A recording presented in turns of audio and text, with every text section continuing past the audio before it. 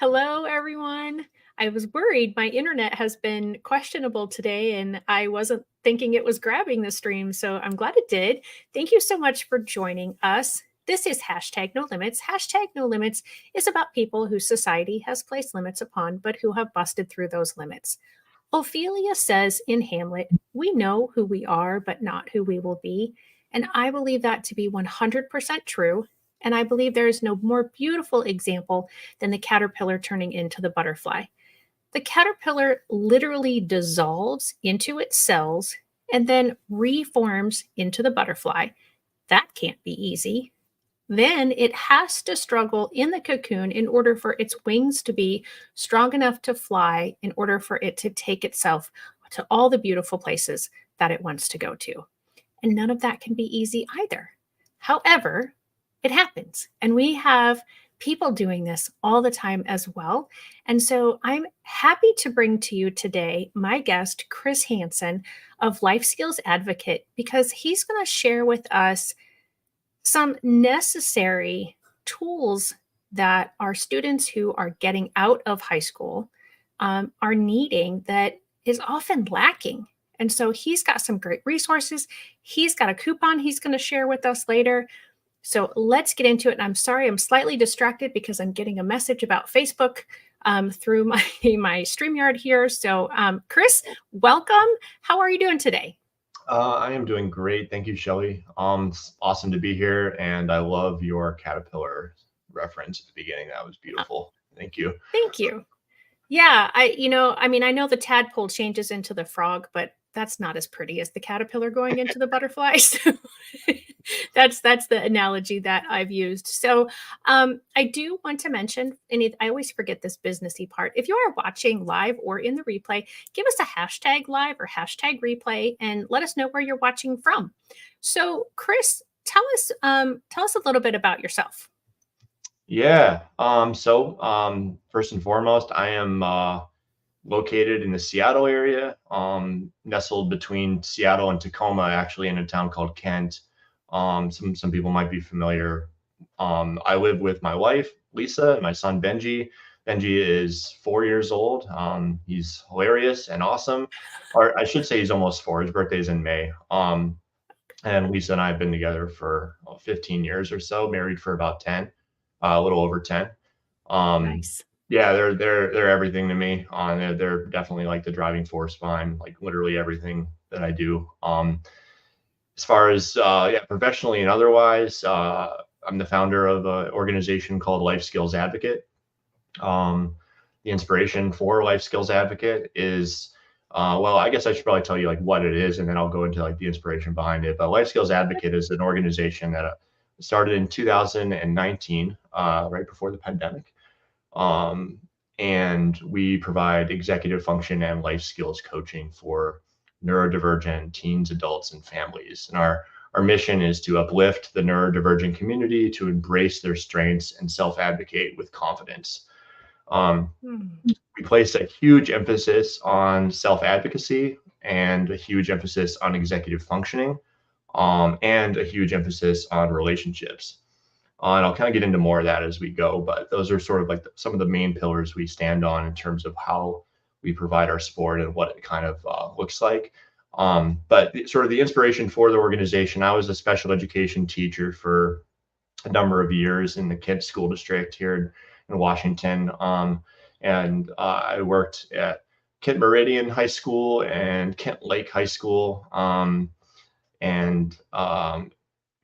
of my life, they call it something different in pretty much every district, but the district that I was in called it the Adaptive Support Center. And it's basically the classroom that focuses most on life skills and how to generalize them across multiple settings and multiple just arenas across, whether it be vocationally or academically. Right. The big focus in the classroom that I was teaching in was on things like vocational readiness, community-based learning, and functional academics, and that sort of thing.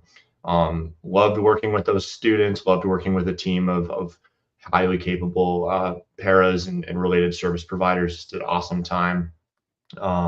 Unfortunately, I did get burned out, not so much from the teaching per se, but probably more from just sort of the towing the line between being a family slash student advocate and a district rep.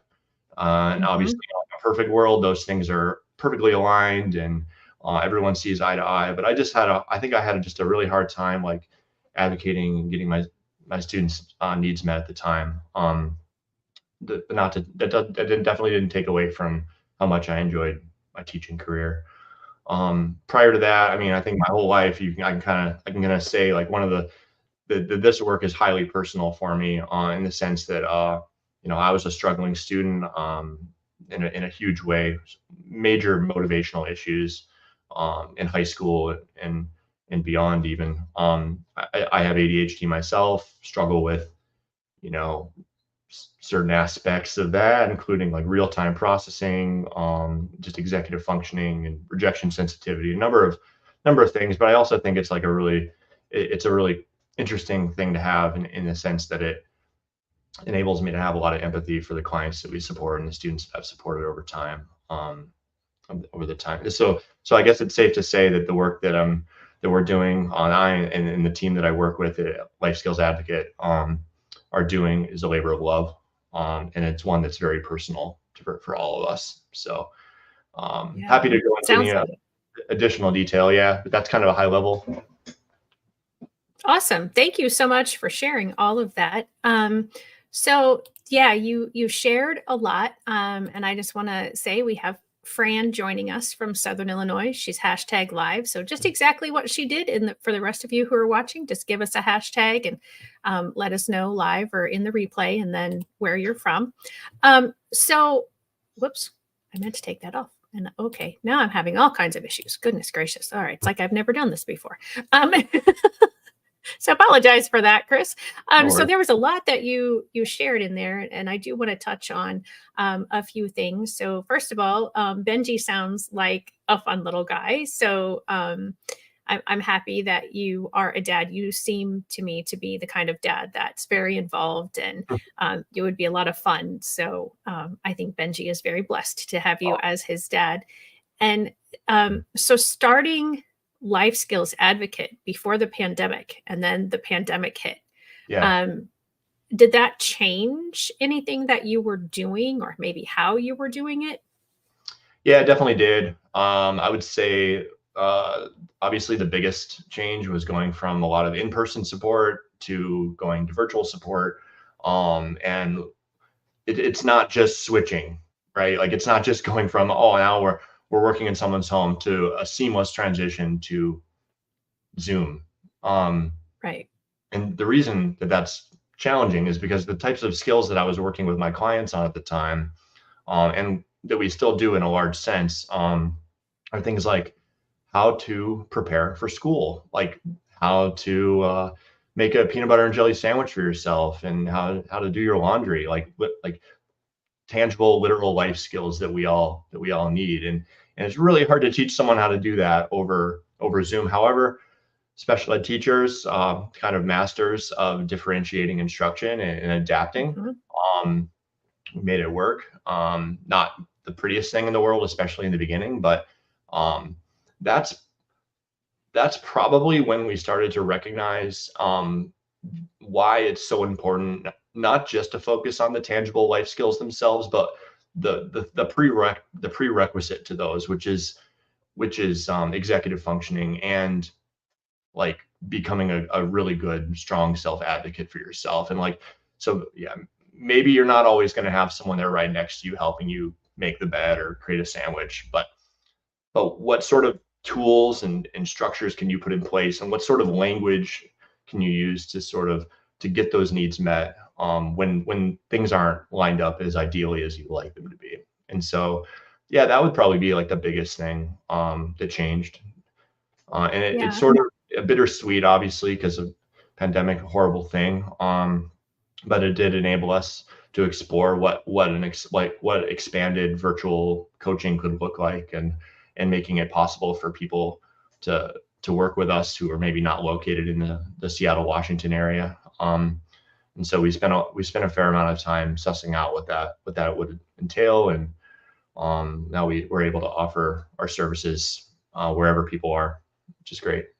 And That's awesome. with the caveat that like certain things in certain populations in certain like circumstances just don't lend themselves to virtual support, and we recognize that. So we do our best to be conscientious and refer people to the appropriate supports when it's needed. We're not going to force, like if someone needs hand over hand support making a sandwich, we're not going to, and there's no way around that. We're not going to force them into a virtual session if that's not appropriate for them. Right. So, yeah. Yeah. That's awesome. And you answered my second question, which was, are you nationwide now? And you included that in your answer. So are you international or just here in the United States? We have had some people internationally contact us for looking for support. It's not super common, but the internet is a beautiful thing. So yeah, we've had a few Canadian clients. I think we've had someone as far away as New Zealand, which is Oh, my cool. one on my bucket list of places to visit. But yeah, yeah, we've had people from different places. That's awesome. Yeah, the Yeah. internet is just an incredible opportunity to reach all around the world and to support. And I love that you are using the word support, because it isn't that the people that you work with or the people that I work with are incapable. They are just in need of some support, and then they're able to do lots of things. Right. So, I kind of mentioned in the intro, and you've kind of hinted at it as well, that um, the life skills that we're teaching. You talked about working with adults and families.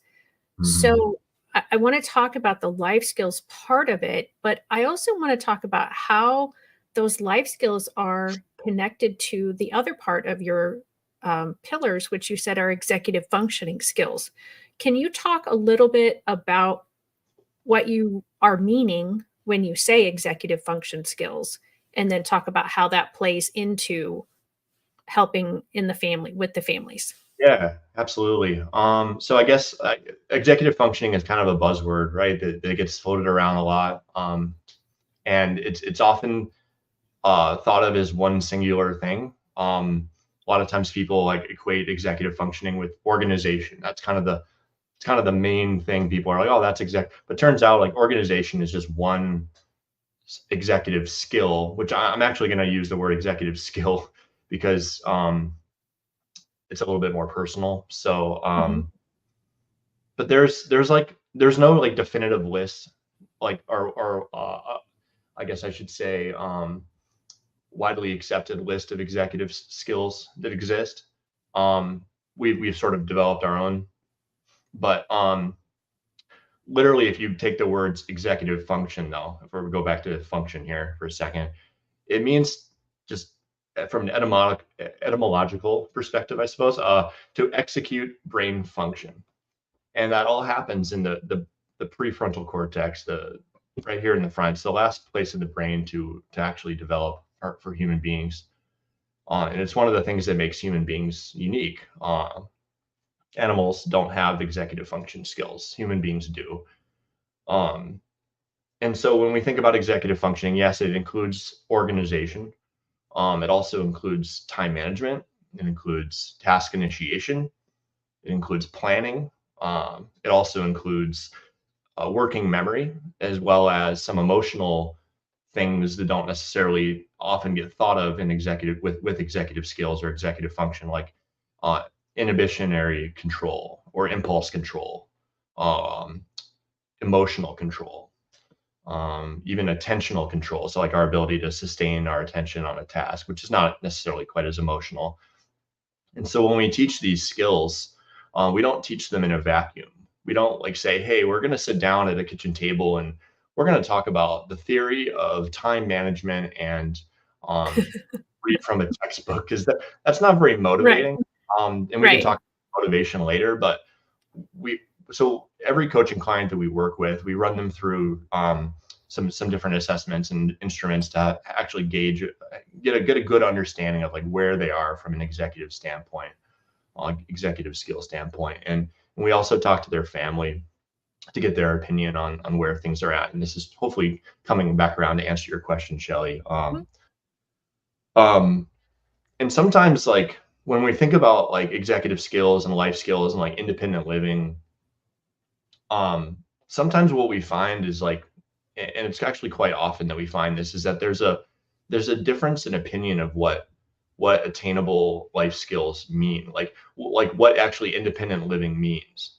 So like maybe for Mhm. example, like the student thinks independent living, it would include living on their own, but not necessarily paying for um, all of their expenses, their food, their utilities, their rent, etc. But the parent Mhm. is under the understanding that that is what independent living means.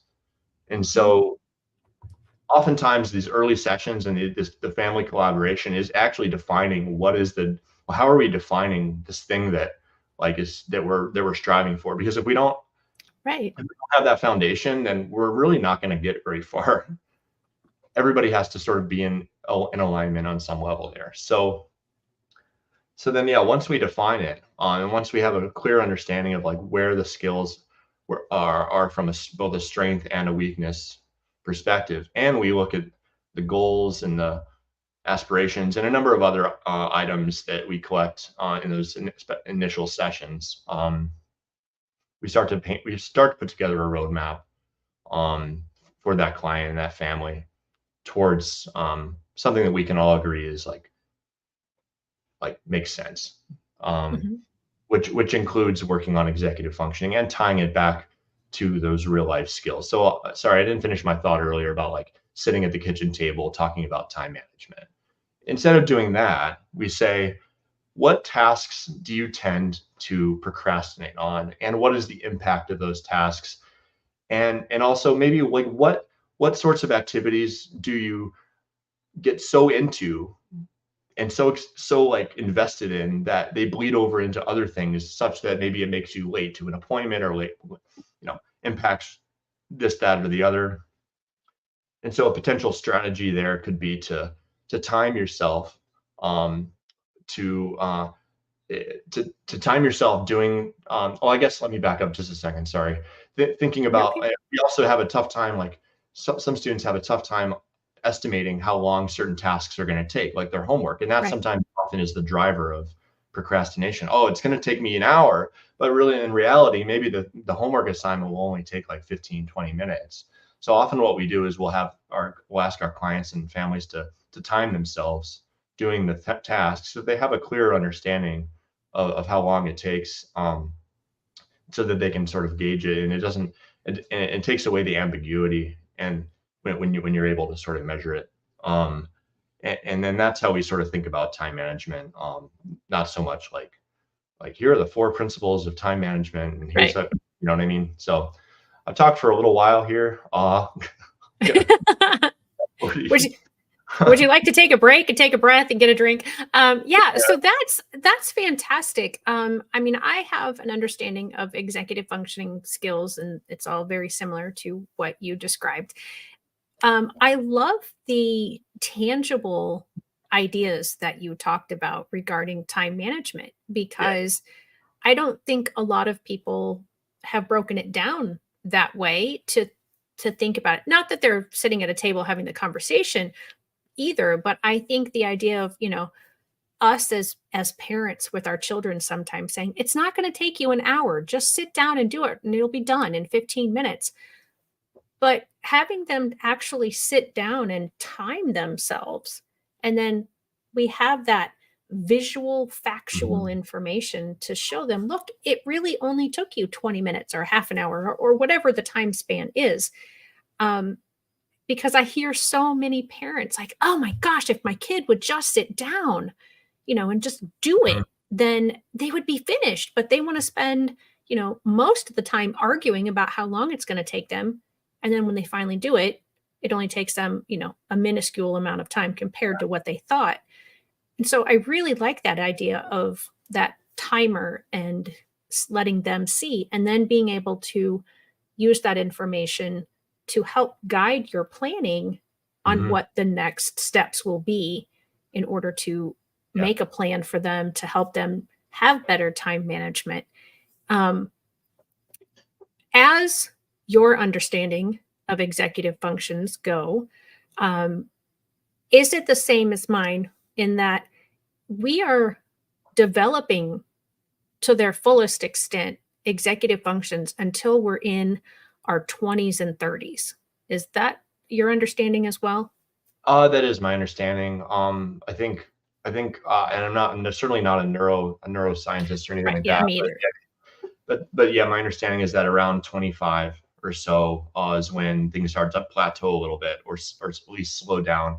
Not to say like we can't continue to build skills, but they slow down at that point, which I think, and I don't quote me on this, but I think it's tied somewhat loosely, or maybe not loosely, to why 25 is the age that we can rent a car. Hmm. I think there might be something to that. I might have to look into that. Seems Yeah, seems logical to me. Um, yeah. yeah, we often think a lot of those numbers of when we say somebody's responsible are arbitrary, Yeah, but I do think there is a lot of research that happens. At least I hope so.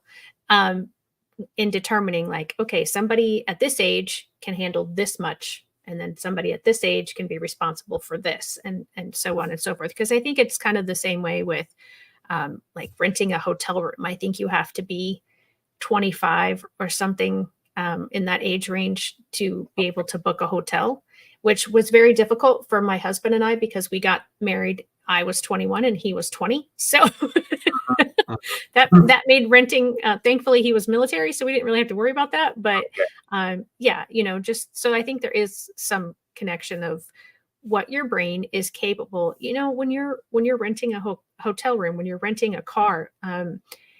There's a lot of potential things that have to go into truly being able to understand the impact of the responsibility that you have right. when you are participating in driving a car, renting a car that's not yours, and being able to, as fully as possible, grasp all that that could encompass. Um, and so the do you are you familiar at all with sort of the ages at which things tend to develop mostly? I mean, I know it's a range, so Right. not everyone's going to hit that full growth of a certain skill at a certain age, but kind of average for each thing. I have a pretty decent sense of that. We actually have a blog post about that that dives really deep into each executive skill, and what ages you can expect certain benchmarks within those skills to develop. And happy to put a link in the chat, or well, to that post, or whatever would be the best way to do that. But yeah, that's my understanding. Yeah, I do. I mean, I do have a similar understanding, I think, to you on that, but just not. I don't know that I have the exact in front of me here. Um, Let me I see. actually think I have downloaded this. It's a grid, right? Yeah, it's a grid. Um, It might be hard to find that way. Let me yeah. can I pop a link Well, in but let's see. what I will do is I'm going to put your website. So it is Life Skills with an S, plural, Advocate. So lifeskillsadvocate.com, lifeskillsadvocate.com. And you do have a blog, which was just the part that I clicked on. Up here, you can see that it's blue. I don't see my arrow moving, but you can kind of see if I go to the ones to the side, you can see where I'm at. And then, yeah, I get your emails.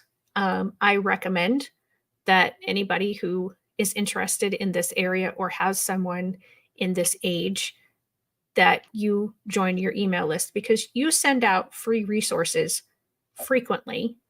Mhm. Um, and yeah, I can tell my internet is still wanting to give me fits right now because it's it's still spinning from going to that page. We, Hopefully we it'll also shake me. Okay. also need to do some stuff on the back end of that page to make it work better. But yeah, Oh, okay. But yeah, and so while we have your website pulled up, I do want to talk about the website itself, all the different things that can be found there, and then what you have done for my listeners, Mhm. that we will share about in just a little bit. So I see, let's see, let me go back here. I see that you sent the link. So I am hopefully going to paste that right here. Okay, good. It did show up. So here's your website again, lifeskillsadvocate.com. Mhm. And so we've got the home section where I'm at, and then you've got your about section. So in the cookbook area, Mhm. um, and I saw on the top of the screen that this cookbook is new, and I'm very excited by this cookbook, to be honest. Mhm. The neurodivergent friendly cookbook. Mhm. So why is it neurodivergent friendly? What qualifies it to have that as part of its title? Well, I think the biggest thing for me, well, there's a whole section halfway down that explains all the reasons, but like, the biggest thing personally for me is when I open a traditional cookbook, you get to like, whatever the pasta recipe, and Mhm, they give you all the steps to make the pasta, but then it's like turn to page 275 to make the sauce. Um, mm, and you can see that right there, like zero jumping around. Everything mhm, for each recipe is self-contained in that recipe, and there's nothing more frustrating or like I don't know, for me, like more um I don't know, overwhelming, I guess, or when you have to flip around from page to page, when obviously mhm, it seems like it would be a lot easier just to have everything self-contained. Um, I can sort of just like walk you through some of this other stuff here too, but like, yeah, the idea is that it keeps you ahead of waiting paralysis. So like while things are happening, like while something's cooking, there's some cues in red to like give you ideas of what you can be doing. Yeah, during that interim time. Scrolling down a little bit more. Um, Built-in prep time. So like every single recipe, step two is prep your space. Because I don't know if people are like me. If I don't have like that cue or that reminder, I will get ingredients out as I need them, and I like all of a sudden I'm like ping ponging all around the kitchen to just like, and then next thing I know, I don't remember where I put like the flour. I don't remember where I put the eggs, and it's sort of just so like the idea is we're trying to make this like a little bit more linear for people, a little bit more like I don't know, just a little bit more obvious, I guess. mhm, And then like the next one is readiness cues. So like before starting the recipe, read it. Like make sure it's something that you actually want to do, because I know for me, like I'll see the picture and I'm like, wow, that is like a really delicious looking pie. I want to start making it right now, but without actually realizing, oh crap, like I don't have the supplies, or I don't know that I right. have the mental bandwidth to like do this right now. Um, the next one down is kind of funny, I think. Don't burn your house down reminders. So just like little more cues saying like, hey, the oven's on. Make sure you turn that off, or like the burner's on. That kind of thing. The next one, expansion idea, is just ways to like let's see, ways to create variations, whether they be like sensory based variations or like different flavor palettes and things like that, just ways to like mix up the recipes. There's nothing too groundbreaking there, but I think the sensory variations can be helpful for a lot of folks. Pretty much every step has visual examples, and at the top of each recipe is a brain power indicator, subjectively kind of giving a relative idea of how much effort this recipe will take for the maybe the average neurodivergent person. Um, Mhm, uh, Function first. This is sort of just like, hey, we're not Julia Child here. We are Chris Hanson and Amy Sipple, and we're good at what we do, but we're not like gourmet chefs. So the idea is that like it's the recipes are great and that they taste amazing and all that stuff, but they're not going to be like, and nor do they need to be like super right. involved. So, and then Well, some, I don't think there are very many people that are Julia Child. I mean, my husband is a phenomenal cook, but I don't yeah, know that I would say he's a Julia Child cook level. So, yeah, yeah, I think the average person is just they just want to cook meals. They just want to cook desserts. They just want to have things that they can eat and they can enjoy, and that aren't going to A, cost them an arm and a leg, or B, take up all of their day for 10 minutes of eating. exactly. Yeah. Consistent iconography throughout each recipe, like with just different indicators for based on recipe features, cook time, and that sort of thing. Um, Action items listed in bold. So it's just really clear like what you're supposed to do for each step. Not every piece of every single step of a recipe is important. So the most important pieces are bolded. And then this is probably, I should have put this one at the top, but chapters are organized by EF demand. So like it starts off with like recipes that are 3 ingredients or less. And this is how the book is organized. Yeah, 3 ingredients or less, followed by I think like one hit wonders. And there's like it just kind of sequentially goes through in a way like where the more demanding recipes are maybe towards the end of the cookbook. We've also organized it by like type of meal too. So there's some of that. And there's like a chapter overview below that you can look at. But yeah. Yeah. And I guess just the other items, yeah, all ingredients are really easy to find. I think that's No to whatever this is. I love that. it might be called like a radicchio or something. I can't remember. But I No tried to idea. the most obscure vegetable I could possibly find for that.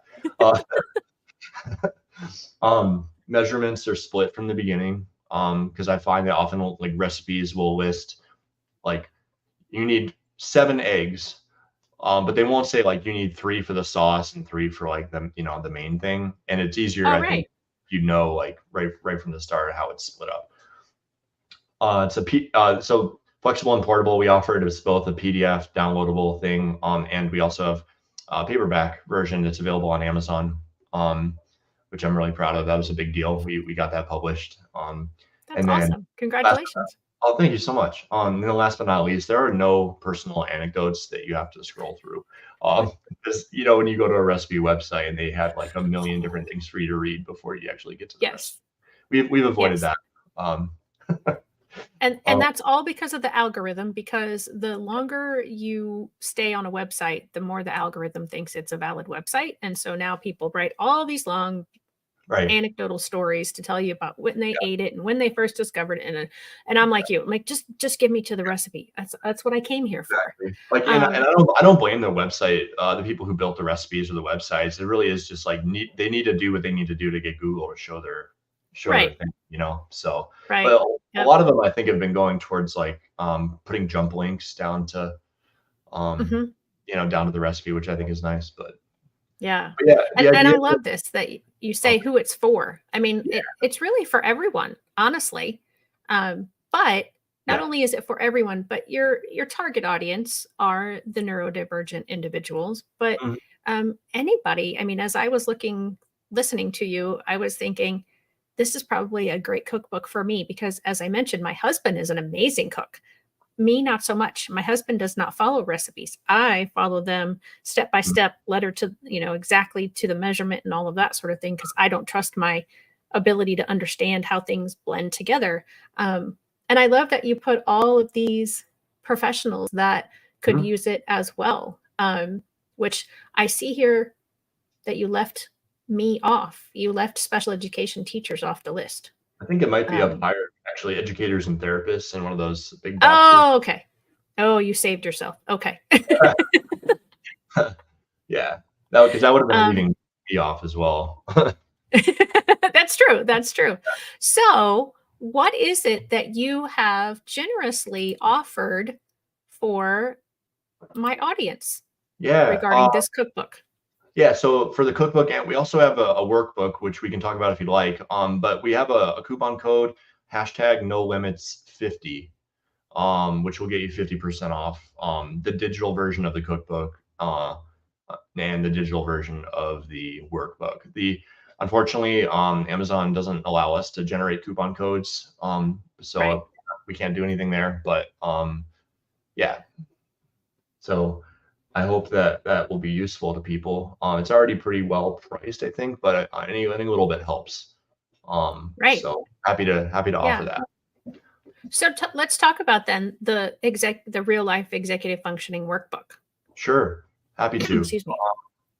So this was something that both Amy Sipple, who I should mention, she is our head of content, and I put together and are always making adjustments and do based on feedback. But uh, this is a workbook that is like none other. That anybody can use and access who struggles with executive functioning. I guess by anyone, I should say anyone who's a reader. Non-readers would need some support, but yeah. So the workbook is organized by executive function skill. So starting with planning, going, I believe, to time management, task initiation. Now, if you remember before, I mentioned like executive function skills like aren't taught in a vacuum, and they're not. Yeah, you don't just like sit around talking about executive function skills, and Right. that's why we call it the real life executive function workbook. So while the exercises are organized by skill, like that's purely for organizational purposes. And as you'll kind of see if you go through some of the exercises, and we have a downloadable sample chapter here too, we can look at if you want. Would that But be you here, the take me to the workbook? no, I can find it for you in a second, but like Okay. each exercise will list at the top that the primary skill is, say, task initiation, but the secondary skill is X, Y, or Z. Um, and so, yeah, the idea each exercise within the workbook is built in a way that I think teachers would appreciate as well. And I think it actually may be better if we do show the example. So let me see if I can grab that. Yep. I am going to go just to the sample. Yeah, that's Oh, it perfect. didn't show it on mine, or it doesn't show it on the screen. That's probably because I have to share instead of, let's see, I have to share the window. Okay. Now, hopefully, I'll be able to move Beautiful. Yeah. between the different. Yep, there we go. Okay. I hadn't clicked on the right share Um, option. yeah. So that So is this actually, is the planning skills pre-assessment sample, so that's, yeah, um, the just skill to kind set. of give teachers Yeah. an idea. Yeah. But And as if you look at the section that says not sure question mark, download the entire time management sample chapter, which is if you go to, yeah, if you click the get workbook or take me to the workbook, Mhm. um yeah, and then right above there it should say still not sure, click here. Yeah. Yeah, there you go. Okay.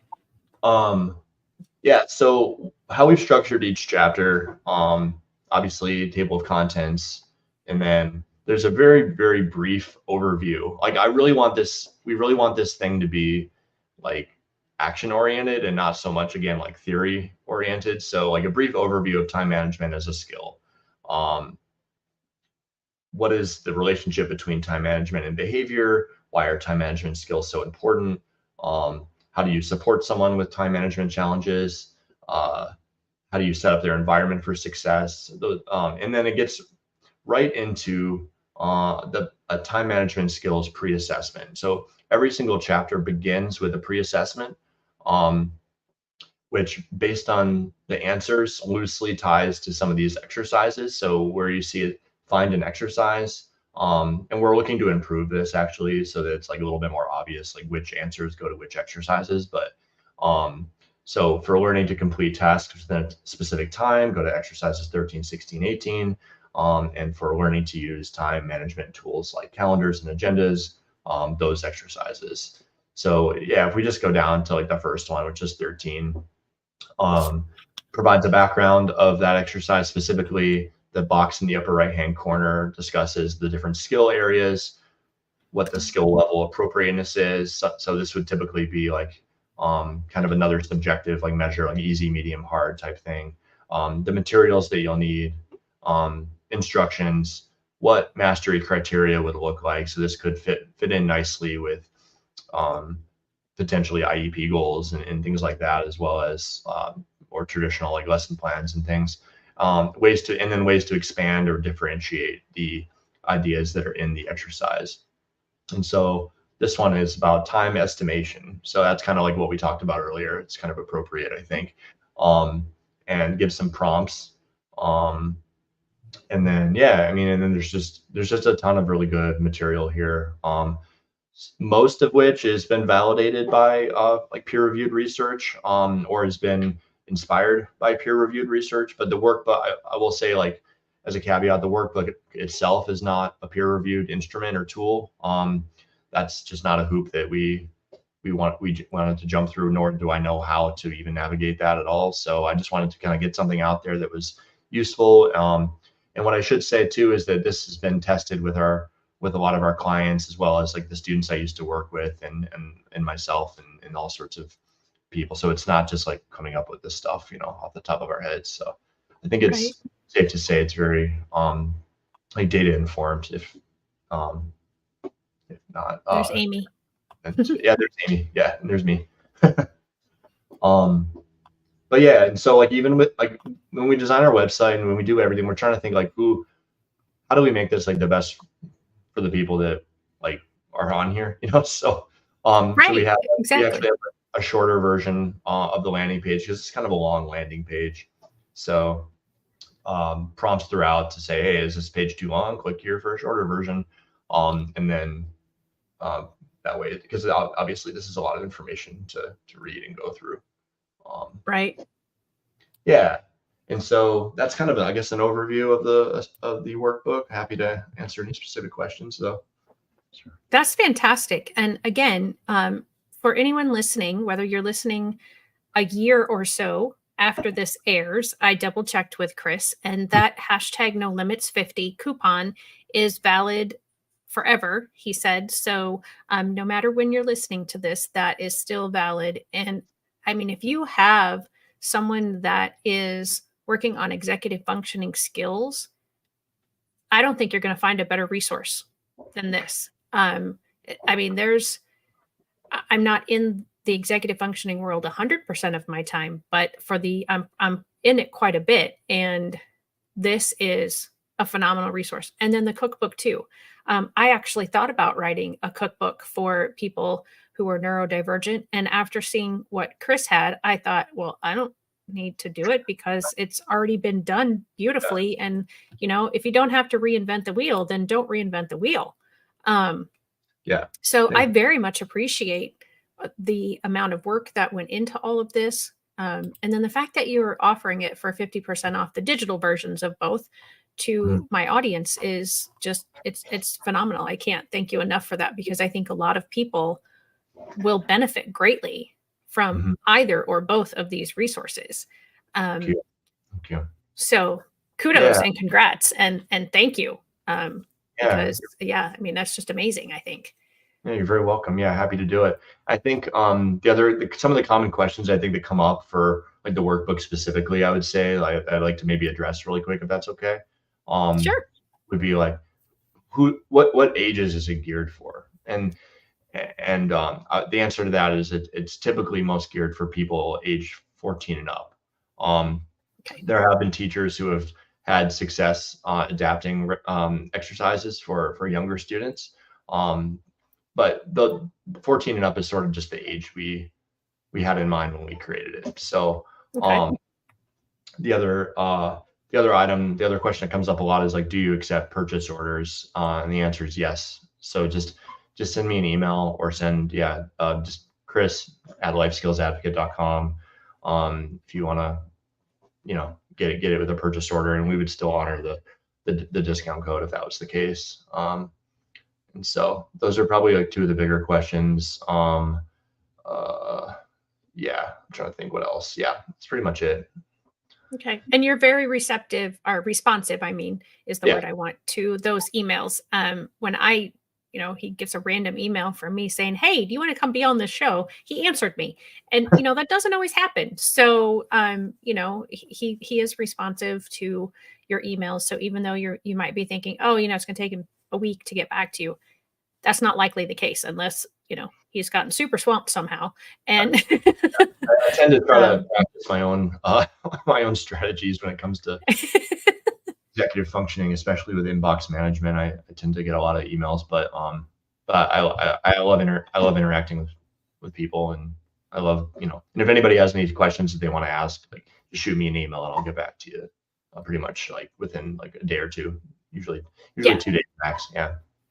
Yeah, no, really. I mean, you are very responsive, and that's very appreciative for me Yeah. and for anyone. And I love that the way that the workbook is outlined, that it can be used with teachers and IEPs, because I am an IEP coach and I am often frustrated when I first see IEPs for that age, which is 14 and a half and older, where we're supposed to start including transition goals for our students. Mhm. And they're things that don't make sense. They're not necessarily measurable. I shouldn't say they don't make sense. They don't make sense for the individual student. So often I just see very simple, they'll fill out a resume. They'll learn to fill out a job application or write a resume. Mhm. Yes, those are important, but that's only going to get you so far. Time management. What do you do once you have the job? How do you Mhm. manage that time? That's much more of a skill that needs to be worked on. How do you problem solve? How do you keep yourself from saying things that you shouldn't say or doing things that you shouldn't do? Those are the skills, I think, that we should be looking at for our students at that age. Mhm. And Yeah. I don't see that very often. So I love that this workbook has that sort of built into it. Like, here's some goals you could write, and here's the data that you can take to determine if those goals are being met or not. Right. Yeah, I think it's really important to have a language around what we're like. Like I said earlier, executive functioning is this big umbrella term, and I've seen IEP goals that say like, we'll use a planner to improve executive functioning. Well, yeah, they're improving executive functioning, but they're also improving planning. They're improving, you know, time management and those and organization and those sort of things. So it's I think the more like being specific is really important, but it's really hard to be Mhm. specific if you don't have language around it, you know. And so I think Right. that's kind of one of the I guess broader missions of what we do is to help people develop language around some of these things, whether it be in our coaching practice or whether it be like through the materials that we provide. Because like having a vocabulary is really powerful, Mhm. and allows other people to understand what it is that you need. Um, Right. so yeah. Yeah, and I love that you earlier mentioned the fact that how you look at something or how you understand something might not be the same as everybody else. And so that communication piece, you were talking then about parents and when you first meet with them and sort of do your intake, that you talk about, well, what does time management mean to you? I Hmm. mean, we all kind of have ideas in our heads about what words mean, Right. but then we also have kind of how it might play out. And the way that it plays out in my head might not be the same way it plays out in your head.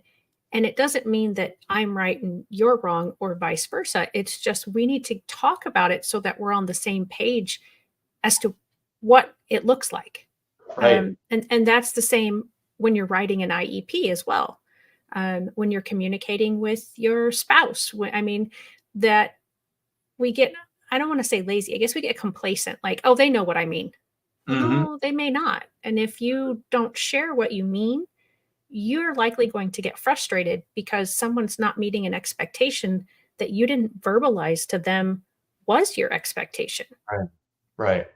It's almost like, to make like a basketball reference, it's almost like a 4 point swing. Like when you can get the communication dialed in, because now the time that you would have been spending trying to suss out the details and the semantics and the language, you can now spend like actually moving the needle. So it's Right. like, yeah, it's really so critical that people be on the same page, or and not necessarily always around like outcome either. Like Hmm. oftentimes we work with clients like where the kid wants to take a gap year after high school, but the parent wants them to go to college.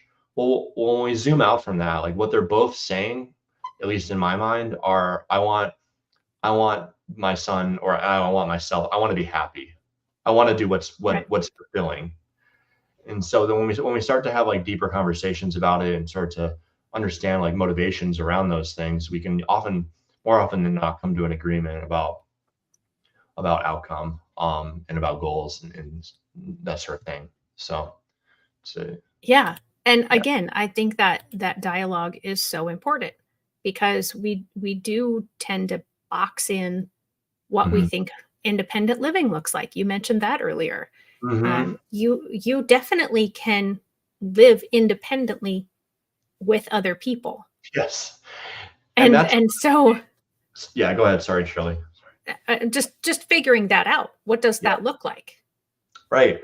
I think I like to think of independent living as a myth.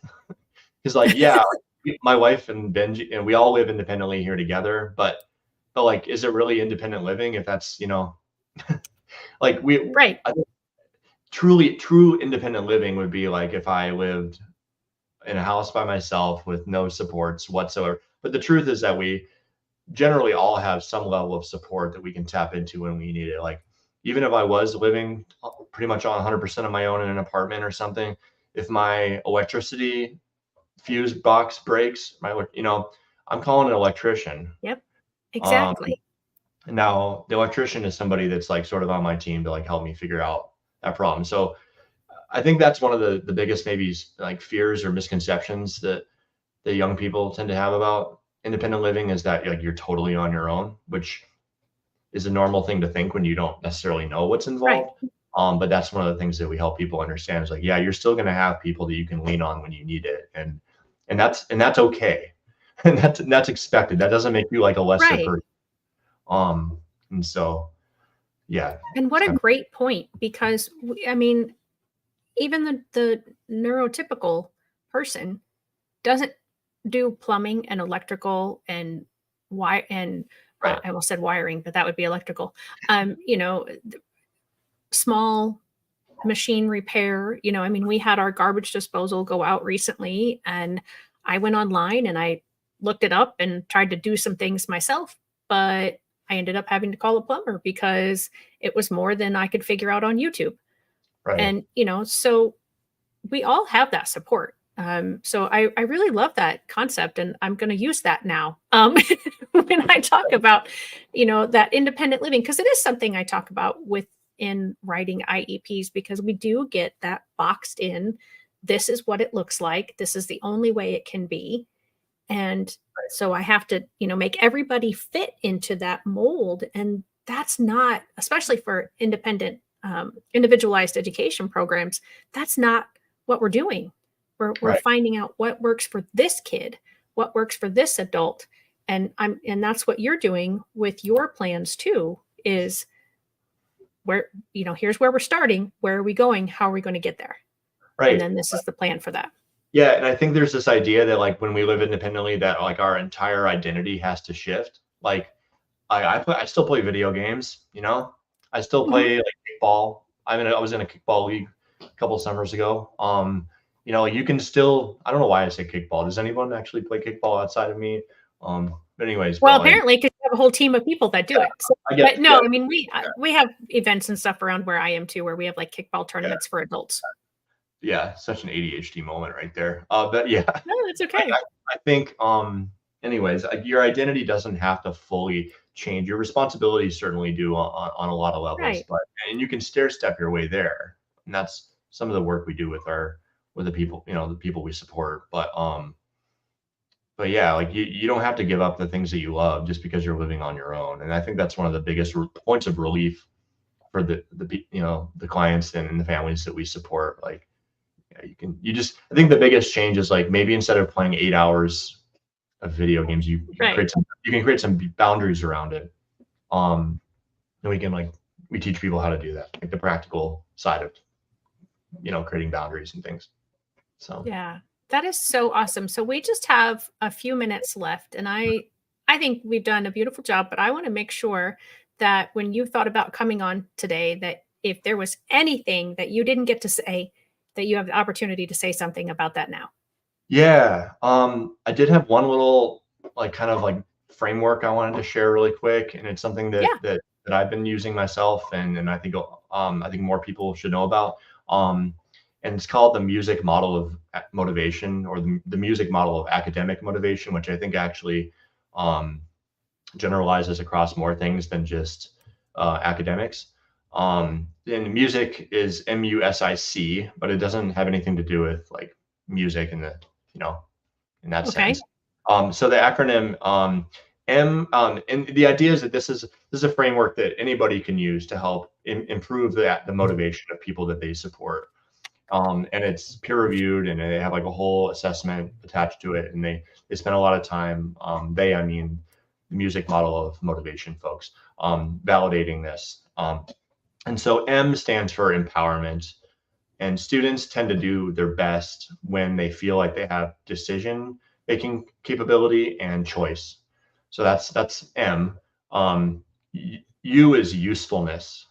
Students tend to do their best when they understand why what they're learning is useful and how it can be applied to things that they care about.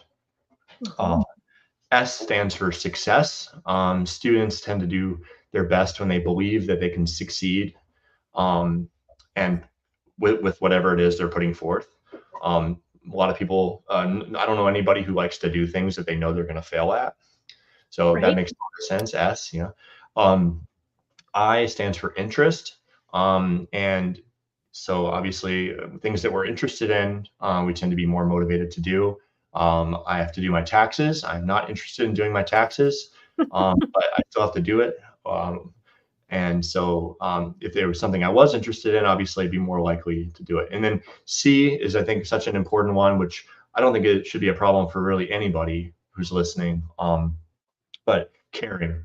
And it's the belief that others care about not only your learning environment and the way instruction is being delivered, and you but also you as a person. I tended to gravitate and have the best time in the classes where I knew the teacher cared. And yeah, so I think that's just a helpful framework. And there's a website, obviously, with a lot of free instruments and tools that you can use to evaluate sort of your own standing on where you are as a teacher or professional in providing a motivating learning environment for your students. But also there's a student version, and you can kind of compare like the student answers with your own answers and see where maybe there is or isn't a mismatch. And that's awesome. Yeah, and it's beyond an assessment. They provide like a ton of useful strategies as well for each of those different items on the in the acronym there. So just wanted to provide that framework because I think it's really useful. Yeah, that's awesome. I wrote it down, so I don't know if you saw me looking down, but as you were saying what each letter stood for, I was writing it down because that is definitely something I want to make available to my audience and my email list, but also just for my own knowledge, because as a teacher, even though I'm not a teacher in the traditional sense anymore, like yourself, we are still teaching people, and I think it's very important to have different tools in the toolbox, as my friend Fran says. And by the way, Fran says thank you for sharing everything that you shared today. So again, Chris, I so appreciate you I want to share your website again. I want to just appreciate the fact that you were here, lifeskillsadvocate.com, 50% off with hashtag no limits 50 for the digital cookbook and the digital workbook. Two amazing resources. And I just am so touched that you would offer that to my audience. So make sure that you guys are using that, and reach out to Chris. If you have someone in, 14 and a half, 14 and up, that is in this situation in life, that you reach out to him. He's got tremendous resources. Like I said, get on his mailing list. He doesn't send a million. You send a lot, but not a million emails out. But almost every email has a free resource in it. So it's totally worth it. Lots of great ideas. I just can't speak enough about it because it's an area that we don't have enough services for. And so to have this available is just incredible. And so I appreciate you so much for being here. Thank you, Fran, for commenting. Thank you for anyone else who's watching. Make sure that you like or subscribe to the channel so you get notifications when we're on again.